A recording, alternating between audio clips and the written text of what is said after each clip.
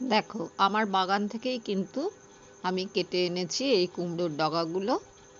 এইটা আমি আজকে বিনা আলুতে একটা চচ্চড়ি করব। তোমরা আমার সাথে থাকো, দেখতে থাকো। নিয়ে নিয়েছি একদম কুমড়োর যে ডগাগুলো সেইগুলো, আর নিয়েছি বেগুন, আর কিন্তু কিচ্ছু দেবো না এতে।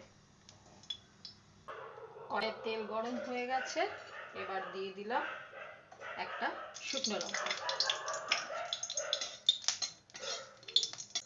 এরপর দিয়ে দিলাম 5 ফোড়ন, এবার দিয়ে দিচ্ছি বেগুনগুলো।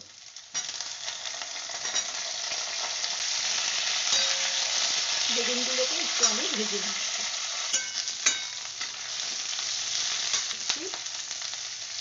নুন,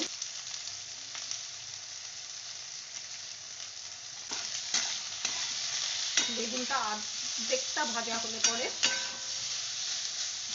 তারপরে আমি যোগ করব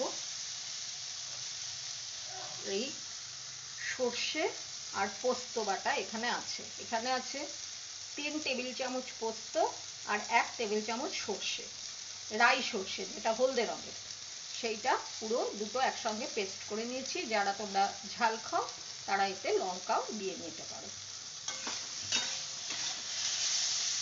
দেখো বেগুন খানিকটা আমার ভাজা হয়ে গেছে, এবার আমি এটাকে মশলাটা পুরোটা দিয়ে দিলাম। মশলাটা খুব বেশি ভাজবো না, অল্প একটু নাড়াচাড়া করে এরপর আমি দিয়ে দেব পুরো এই কুমড়োর ডগাগুলো। এবার এটাকে ভালো করে নেড়ে চেড়ে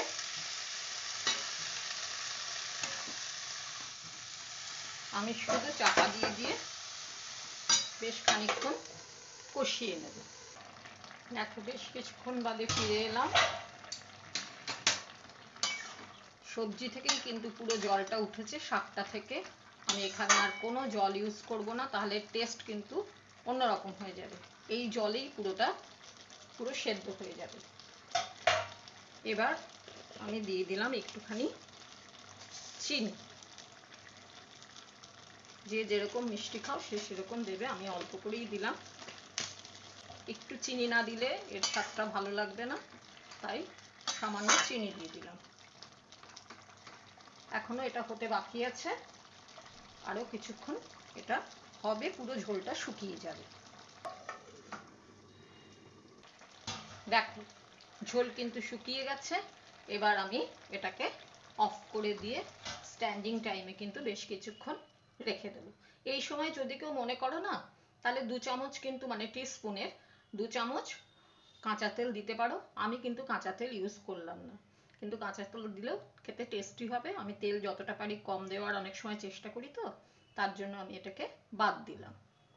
এবার স্ট্যান্ডিং টাইমে কিছুক্ষণ থাকবে। কিছুক্ষণ স্ট্যান্ডিং টাইমের পর এই হচ্ছে শাকের লুক। এবার আমি একে ট্রান্সফার করছি।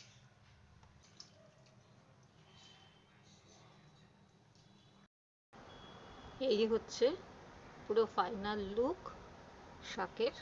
তোমাদের ভালো লাগলে আমাকে সাবস্ক্রাইব করো, কমেন্ট করে জানিও, আর একটা লাইক করে দিও।